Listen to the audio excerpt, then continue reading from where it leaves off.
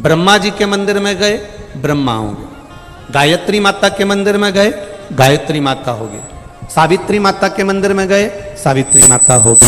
लक्ष्मी जी के मंदिर में गए, लक्ष्मी जी होंगी। नारायण के मंदिर में गए, नारायण होंगे।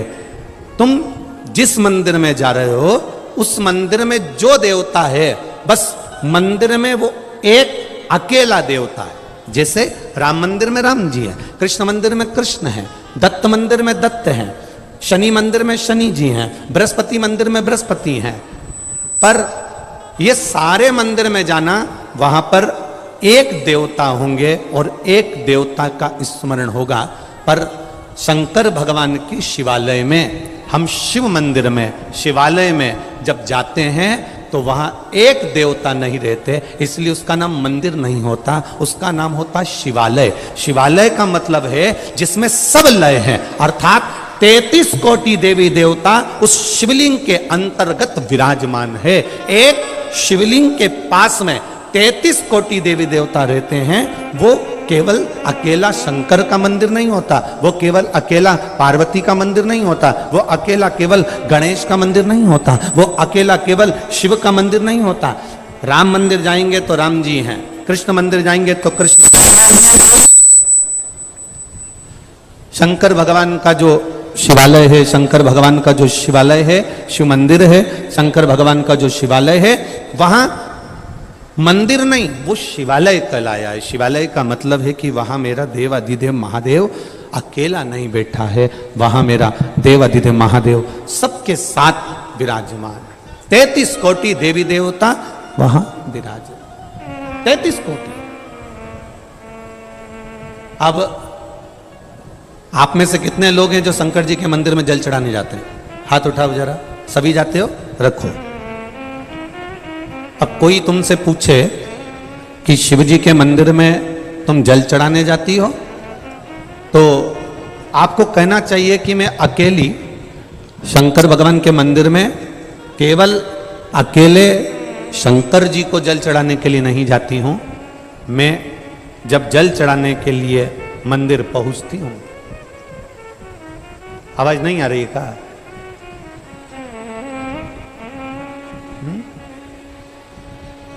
आवाज नहीं आ रही है?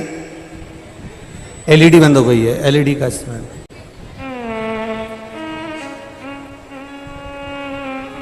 जब शिव मंदिर में हम जाते हैं, जब भगवान देवाधिदेव महादेव के मंदिर में हम जाते हैं, तब कोई तुमसे पूछे कि अकेली शंकर जी के मंदिर में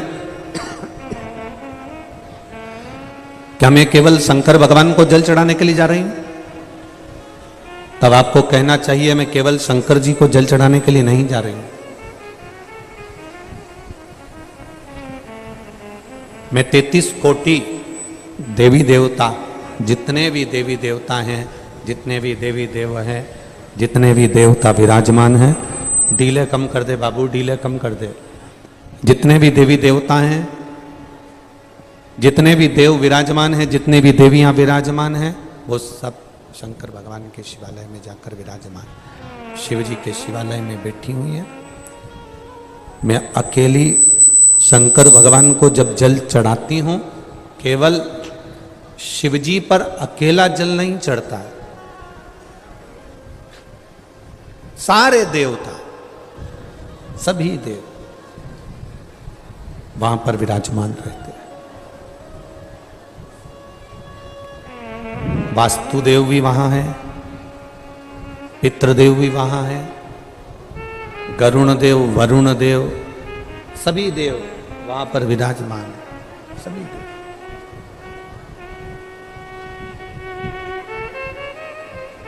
इतना स्मरण जरूर रखिए, पवित्र जगह पर, तीर्थों में, मंदिरों में तुम्हारे हृदय की भी पवित्रता होना चाहिए, तुम्हारे चित्त की भी पवित्रता होना चाहिए।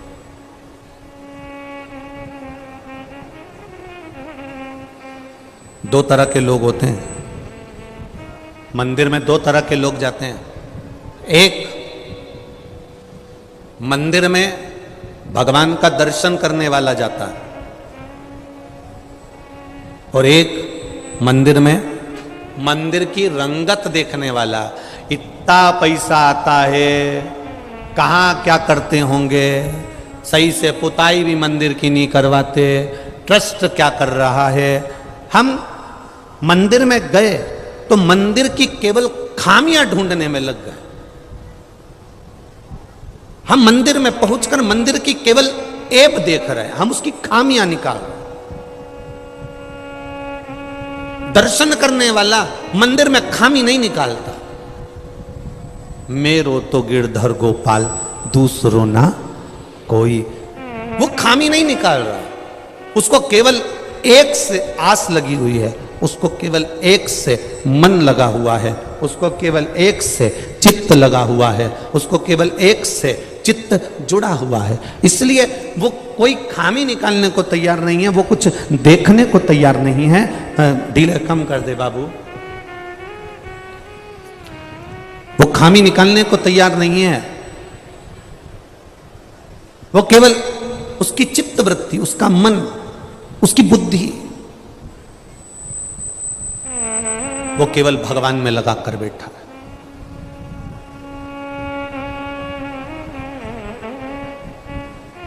बगुला कितनी ऊपर उड़ रहा है, दृष्टि नदी में, तालाब में, बावड़ी में जो मछली है, उस मछली पर उसकी दृष्टि है।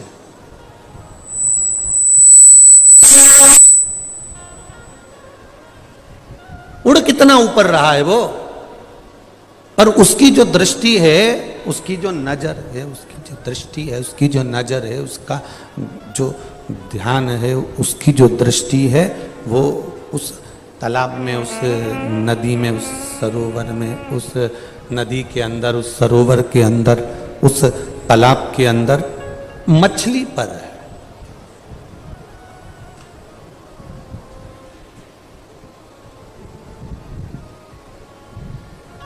वो मछली पर ध्यान लगाकर बैठा हुआ है। बस मछली दिखी, बगुले ने पकड़ी। उसी तरह एक भक्त, एक शंकर का उपासक, शिव की आराधना करने वाला, राम की आराधना करने वाला, भगवान कृष्ण की आराधना करने वाला, उसकी जो दृष्टि होती है वो परमात्मा की ओर होती है कि बस परमात्मा को कैसे मैं प्राप्त कर लूं, भगवान को अपना कैसे बना लूं। उसकी दृष्टि बस वहां लगी होती है कि परमात्मा को अपना बनाना है तो कैसे बनाना।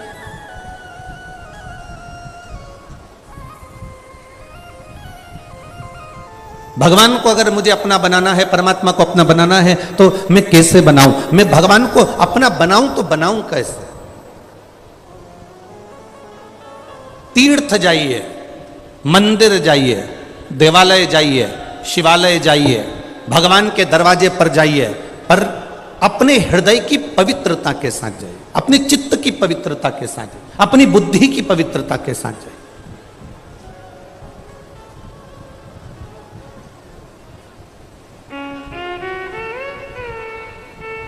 ना जाने किसने तुमको नियम बना दिया, ऐसे ऐसे नियम ना जाने कौन बना देता है।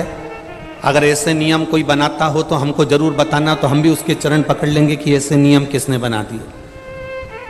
किसने तुमको ऐसा नियम बता दिया कि गंगा जी नहाने जाओ, छिपरा जी नहाने जाओ, यमुना जी नहाने जाओ, नर्मदा जी नहाने जाओ, पवित्र नदी में स्नान करने जाओ तो अपने तन का कपड़ा वहीं छोड़ आओ?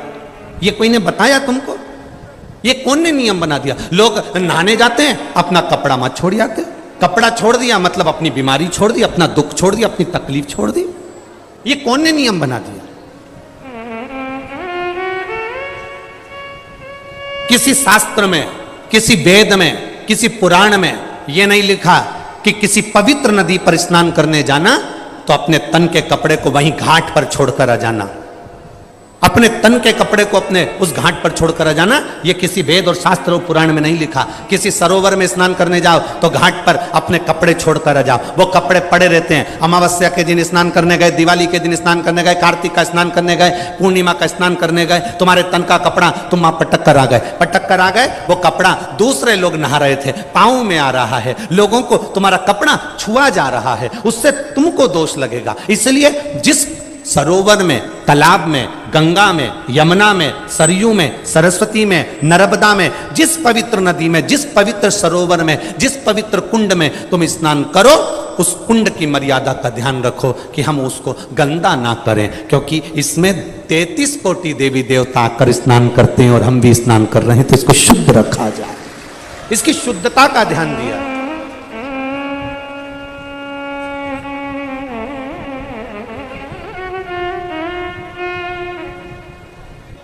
ये इतना बड़ा पुष्कर का सरोवर है।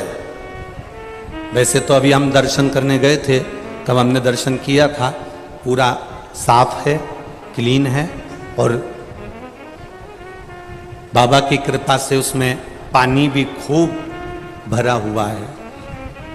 कोई बता रहा था, गुरुजी कथा चालू नहीं हुई थी उससे पहले तो पूरा खाली था, थोड़ा सा ही पानी था, पर ब्रह्मा जी जाने और महादेव जाने, कथा चालू होने के पहले उसने पूरा भर दिया। ये शिव तत्व,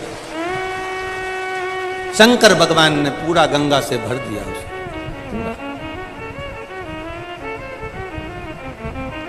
अब हम जब स्नान करने जाएं, पवित्र होना चाहिए हमारा सरोवर, हमारा तालाब, हमारी नदी, हमारे कुंड स्वच्छ रहे। और यही देख के तो हमने जो निर्माल्य विसर्जन लोग रथ चला रहे हैं, ये इसी के कारण तो चला रहे हैं कि हमारी नदियां पवित्र रहे, सरोवर पवित्र रहे, बावड़ियां पवित्र रहे, उसमें गंदगी ना जाए। जल है तो हमारा कल है, जल नहीं होगा तो हमारा कल नहीं होगा, फिर हम कैसे अपने जीवन को जी पाएंगे? विचार करें। स्वच्छता का भाव रखिए, निर्मलता का ध्यान रखिए, और भगवान से जब तुम लाड लड़ाने के लिए जाओ, बहुत सुंदर बात है, बहुत स्मरणीय आनंदमय बात है। हम कहेंगे जब तुम देव अधिदेव महादेव से लाड लड़ाने के लिए जाओ, तुम शंकर भगवान से प्रार्थना करने के लिए जाओ, तुम शिव जी से विनती करने के लिए जाओ, तब तुम्हारे हृदय की पवित्रता का भाव का ध्यान रख कर जाना। भगवान शंकर से अपने हृदय से, अपने दिल से, उससे दिल की बात कहने के लिए जाना। दिखावे से शिव कभी प्रसन्न नहीं हुए, दिखावे से भगवान शंकर कभी प्रसन्न नहीं हुए। दिल से जाइए।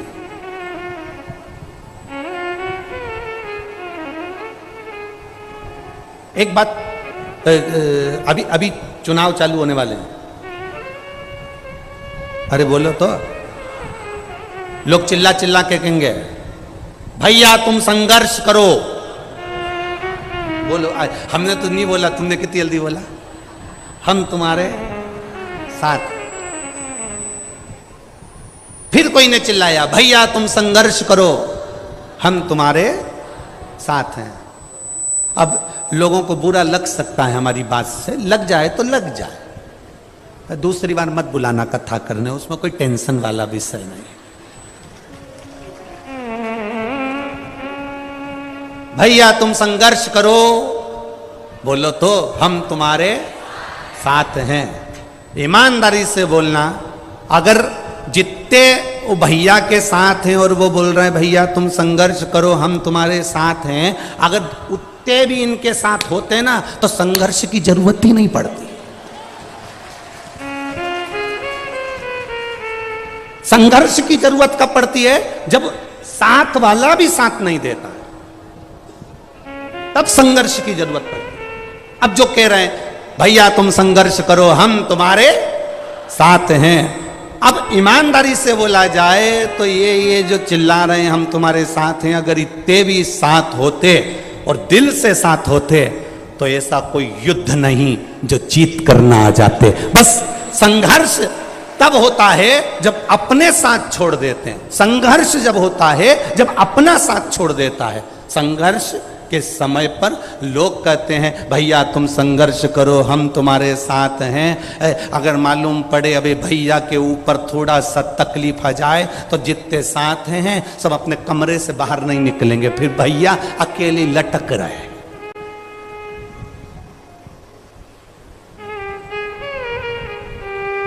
साथ होते तो संघर्ष की जरूरत नहीं पड़ती, साथ होते तो संघर्ष की जरूरत पड़ती ही नहीं। साथ नहीं है ना, इसलिए संघर्ष की जरूरत है।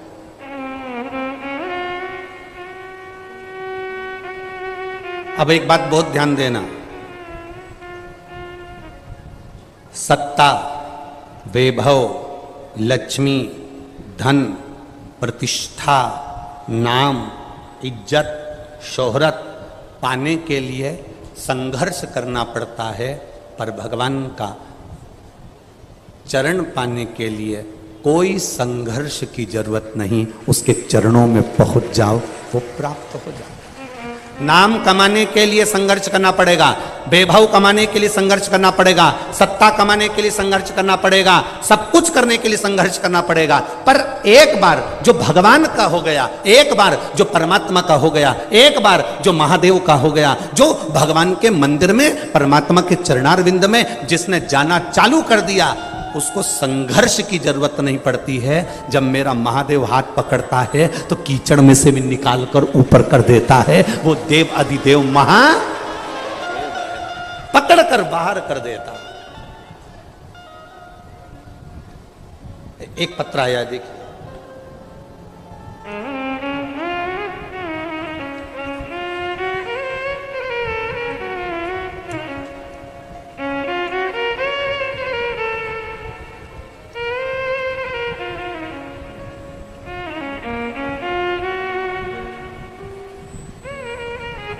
उपमा शर्मा, पुत्री श्रीमती कांता शर्मा, पंचशील नगर अजमेर से हूं। कहीं बैठी हैं तो हाथ हिला सकती हैं, कहीं बैठी हो। उपमा शर्मा, पुत्री श्रीमती कांता शर्मा, पंचशिला अजमेर से हूं, राजस्थान से। कहीं बैठी हो तो अपना हाथ हिलाइएगा, जहां कहीं भी बैठी हो। कहीं बैठी हो तो हाथ हिला सकती हैं। उपमा शर्मा, श्रीमती कांता शर्मा, पंचशिला अजमेर से। बाबा, मैं भगवान की कृपा का क्या बखान करूं। जब से मेरी मां शिवपुराण की कथा सुनने लगी तब से मेरी माता की भी जिंदगी बदली और हमारी भी जिंदगी बदली। मेरे पति की मृत्यु के बाद में अपनी 2 बेटियों के साथ अपने पिता के घर में आ गई थी, जिसके बाद हमेशा मेरी माँ को मेरी चिंता रहती थी, क्योंकि पति चले गए, मेरे 2 बच्चे हैं और मैं अपनी माता के घर में आ गई। गुरुदेव, हिम्मत तो बहुत हार चुकी थी पर बाबा ने रक्षा करी।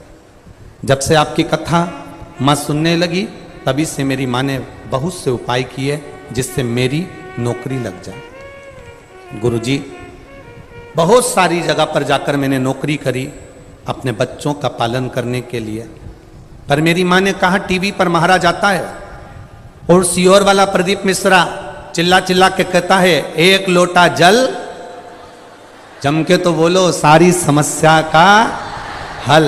और पशुपतिनाथ का व्रत बतलाता है, बेटी तो प्राइवेट नौकरी कर रही है, एक बार सरकारी नौकरी के लिए। माँ, सरकारी नौकरी कोई सरल में लगती है क्या? पशुपति व्रत कर ले। मेरी माँ ने, मैंने पशुपतिनाथ का व्रत करना प्रारंभ करा और गुरुदेव बाबा की कृपा से आज मैं सरकारी टीचर की पोस्ट पर हूं। मैं बाबा को यहां प्रणाम करने के लिए। शिव भक्ति इसी को कहते हैं। जब हार जाओ, एक पत्र और आया है, बड़ा बड़ा भाव से लिखा है किसी ने, देखिए।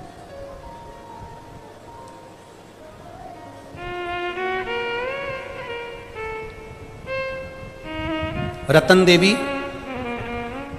दादीज ओझा, सुपुत्र कमलेश जी ओझा, भीलवाड़ा कनेचंद भीलवाड़ा कनेचन। जिनने लिखा है पत्र कहीं बैठी हो तो हाथ हिला सकती है। रतन देवी दादीच ओझा, सुपुत्र कमलेश ओझा, भीलवाड़ा कनेचन। कहीं बैठी हो तो हाथ हिला सकती है, जहां कहीं भी बैठी हो। मेरी बहू को 18 साल से बच्चा नहीं था। गुरुजी सब जगह का इलाज करवाया पर बच्चे का योग नहीं बना। 18 साल बाद कथा को टीवी के माध्यम से सुना और पशुपतिनाथ का व्रत किया। और मेरी बाबा की कृपा से मेरी बहू ने जब पशुपति व्रत करना प्रारंभ करा, शिव जी की कृपा से उसका गर्भ ठहर गया और बाबा की कृपा से मेरी बहू के गर्भ से बच्चे ने जन्म लिया है। 18 साल बाद बच्चे जन्म लिए हैं। गुरुदेव 6 महीने की बच्ची को लेकर हम कथा के पंडाल में बैठे हैं। एक लोटे जल का क्या वर्णन करें गुरुदेव। हम बाबा को केवल प्रणाम करने आए हैं कि उसने 18 साल के बाद संतान दी है। जहां भी बैठी हो उनको बहुत बहुत साधुवाद है। जहां बैठी साधुता दिख गई क्या? बच्चा है साथ में है?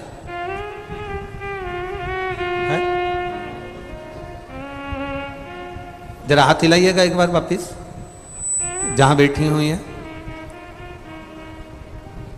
हाँ ठीक है, दिख गया दिख गया, ठीक है दिख गया। खाली न जाता कोई तर से तुम्हारे, मैं भी खड़ी हूँ नन्ही बाहें अपने हृदय से लगा लो लगा लो, गिरी जा रही हूँ उठा लो। ये प्रभु की कृपा होती है। आपका विश्वास समाप्त नहीं होना चाहिए, आपका भरोसा टूटना नहीं चाहिए।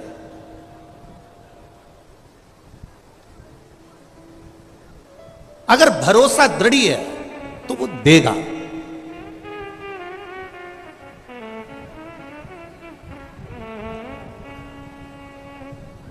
देखो ब्रह्मा जी के दरवाजे की द्वारपाल, ब्रह्मलोक के दरवाजे की द्वारपाल थी जिसका नाम था लंकनी। क्या नाम था? लंकनी। ब्रह्मा जी के दरवाजे की द्वारपाल थी। जो लंकनी रावण की लंका की भी द्वारपाल बनी, वो लंकनी पहले ब्रह्मा जी के दरवाजे की द्वारपाल थी।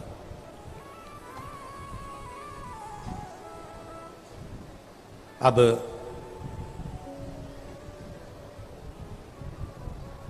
ये दरवाजे की द्वारपाल थी और बड़ी सुंदर थी। ब्रह्मा जी के द्वार की द्वारपाल माता सावित्री, माता सरस्वती, माता गायत्री, माता लक्ष्मी, माता पार्वती, मां इंद्राणी, मां अरुंधति, इन सबकी वो बड़ी प्रिय थी। प्रियता से मतलब ये होता है कि जब जब पार्वती जी माता सरस्वती से मिलने जाती थी या सावित्री से मिलने जाती थी या गायत्री से मिलने जाती थी तो सबसे पहले दरवाजे पर ये लंकनी मिलती थी और ये बहुत आदर करती थी, बहुत सम्मान देती थी।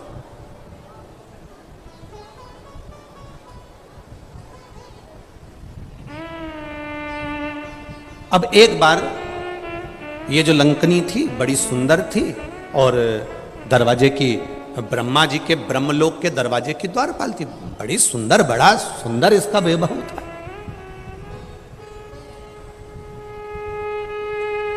अब हुआ क्या, एक दिन दरवाजे पर लंकनी खड़ी थी और ब्रह्मा जी ने लंकनी को आवाज लगाया कि दरवाजे के द्वार बंद कर दीजिए। लंकनी का स्मरण नहीं हो पाया क्योंकि लंकनी भगवान नारायण के स्मरण में लगी हुई थी और शिव भक्ति का एक मन में, चित्त में उसके भाव जागृत हो रहा था। लंकनी ने अपने मन में यह विचार करा कि आज तक मैंने ब्रह्मा जी के दरवाजे की द्वारपाली करी है, पर आज तक मेरे जीवन में मैंने आज तक भगवान शंकर के स्वरूप का स्पर्श नहीं किया, भगवान शंकर के शिवलिंग का स्पर्श नहीं किया, भगवान शंकर के स्वरूप का स्पर्श नहीं किया। बस लंकनी सोच में डूबी हुई थी। ब्रह्मा जी ने आवाज लगाया, लंकनी को आवाज लगाकर बुलाया, लंकनी आओ, ए लंकनी द्वार बंद करो, ए लंकनी दरवाजा खोलो। लंकनी का ध्यान नहीं गया। जब लंकनी का ध्यान नहीं गया, लंकनी का ध्यान वहां तक नहीं पहुंचा। ब्रह्मा जी उठकर खड़े हो गए। ब्रह्मा जी आए और ब्रह्मा जी को क्रोध आया, और क्रोध आकर ब्रह्मा जी ने श्राप दे दिया, ली लंकनी तुम मेरे दरवाजे की द्वारपाल होकर, तेरी चित्त, तेरी वृत्ति, तेरा मन और कहीं लगा हुआ है, मैं तुझे श्राप देता हूं, तू पृथ्वी पर जाएगी, मृत्यु लोक में जाएगी, और रावण की उस लंका की द्वारपाल तू बनेगी।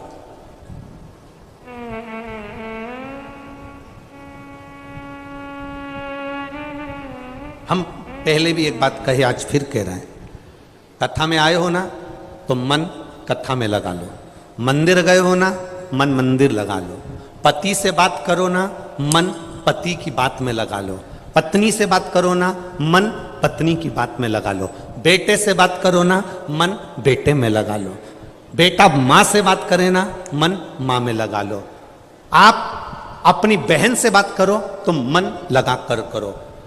दिल से पति से बात करोगे तो पति प्रसन्न होगा, दिल से पत्नी से आप फोन लेकर आप पत्नी से बात कर रहे हो और पत्नी का मन कोई काम में लगा है, रसोई घर में लगा है, सिलाई में लगा है, बुनाई में लगा है। कई माताएं कथा सुनने के लिए आती हैं, साथ में झोला लाती हैं, इतनी सारी रुई लेकर आती हैं, कपास लेकर आती हैं, बैठ जाती हैं धीरे धीरे।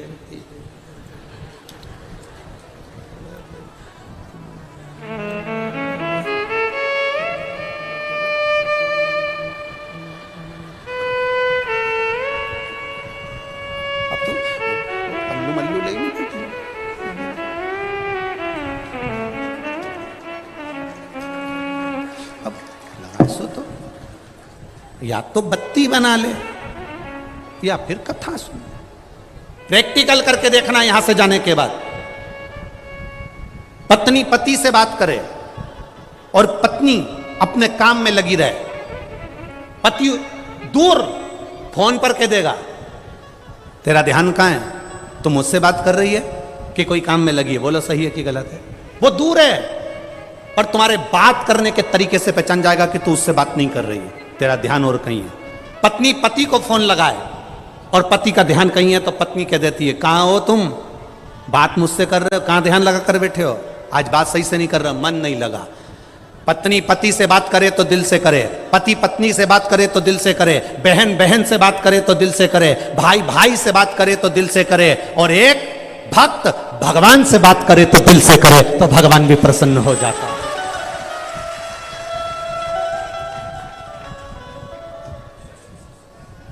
अब दिल दूसरी जगह मत लगाओ। मंदिर गए हो ना तो मंदिर में तुम्हारा ध्यान होना चाहिए, शिवालय गए हो ना शिवालय में तुम्हारा ध्यान होना चाहिए। मैं भगवान को कैसे रिझाऊं, मैं भगवान को कैसे रिझाऊं,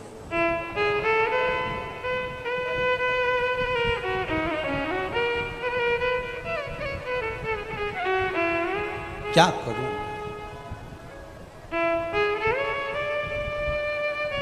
मैं भगवान को रिझाऊं तो रिझाऊं कैसे।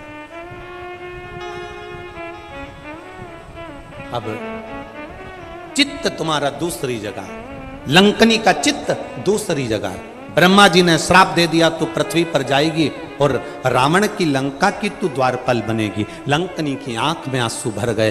ब्रह्मलोक छोड़कर कहां मृत्यु लोक में भेज रहे हो, ब्रह्मलोक छोड़कर कहां देवलोक छोड़कर कहां इस पृथ्वी पर भेज रहे हो। इस मृत्यु लोक में मुझे नहीं जाना है, मृत्यु लोक में मुझे मत भेजो, मृत्यु लोक में मुझे मत पहुंचाओ। बार बार कहा गया, बार बार निवेदन करा गया। तब ब्रह्मा जी ने कहा क्या चाहती है, मेरा उद्धार, शंकर का स्पर्श करूं, मुक्ति पा जाऊं। ब्रह्मा जी ने कहा शिव का स्पर्श ऐसे नहीं हो सकता, शंकर का स्पर्श तो होगा, पर शंकर का ही रुद्र अवतार श्री हनुमान जी महाराज तेरे को स्पर्श करेंगे, मुष्टिका का प्रहार देंगे, तेरा कल्याण होगा और तू वापिस ब्रह्मलोक में आ जाए,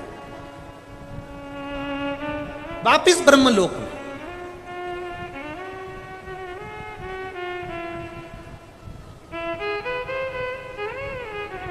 एकमात्र स्पर्श,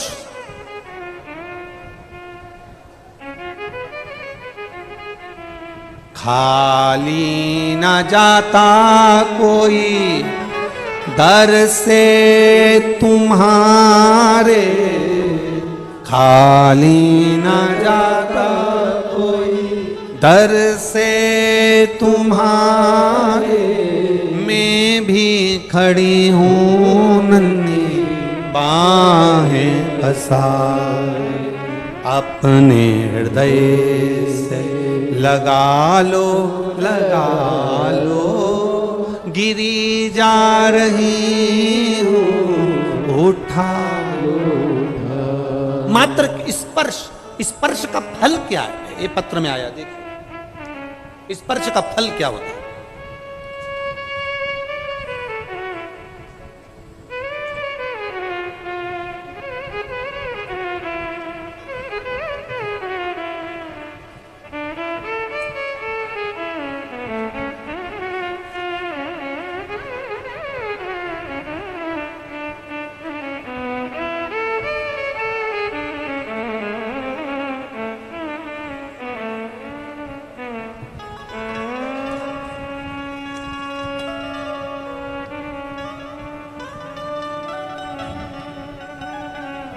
पहले तो मेडिकल रिपोर्ट देख लीजिए कि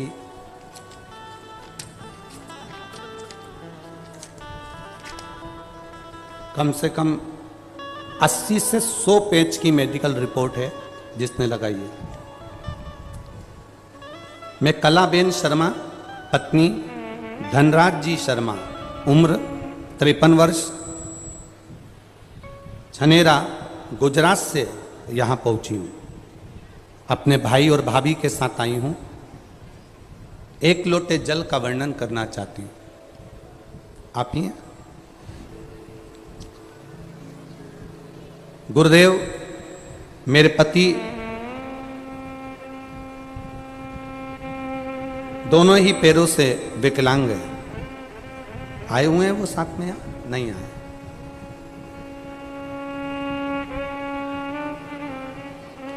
आठ वर्ष की थी तब मेरा भी रोड एक्सीडेंट हो गया था। बाएं पैर में पूरा तरह से मेरा भी क्षतिग्रस्त है।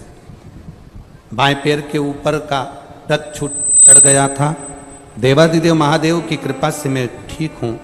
मेरे शरीर के नीचे का भाग 9 ऑपरेशन के बाद भी मेरा पैर फोल्ड नहीं हुआ। गुरुदेव मैं आज भी दोनों पैर लंबे करके यहाँ करके ही बैठ पाती हूँ। एक्सीडेंट वाले पैर में आज भी घाव भरे नहीं हैं।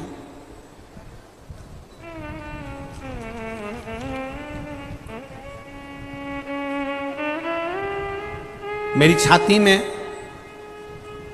वर्ष 2014 में कैंसर का योग बना दिया। कैंसर 3rd स्टेज का हो गया। मेरे छोटे भाई बहन ने भाग दौड़ करके 27 फरवरी को अहमदाबाद के सिविल हॉस्पिटल में कैंसर का ऑपरेशन कराया। गुरुदेव मेरी कंडीशन और बिगड़ गई और कैंसर दूसरी बार क्रम कर गया। तब किसी ने कहा कि सियोर वाला महाराज कथा करता है, 1 लोटे जल का महत्व बताता है और बेलपत्री खाने को कहता है। मुश्किल हालत है, बहनों ने जल चढ़ाकर बेलपत्र खाने को दिया और बाबा की कृपा से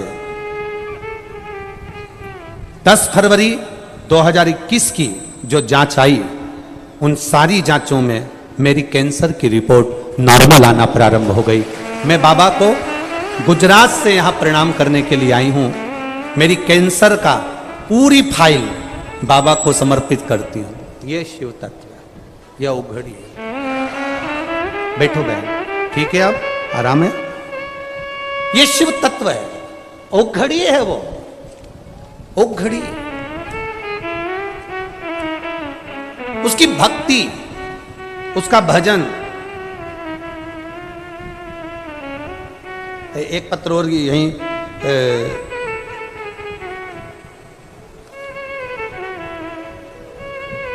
राजे खोजा, जयपुर डाबला, जयपुर डाबला मोबाइल नंबर उनका लिखा है।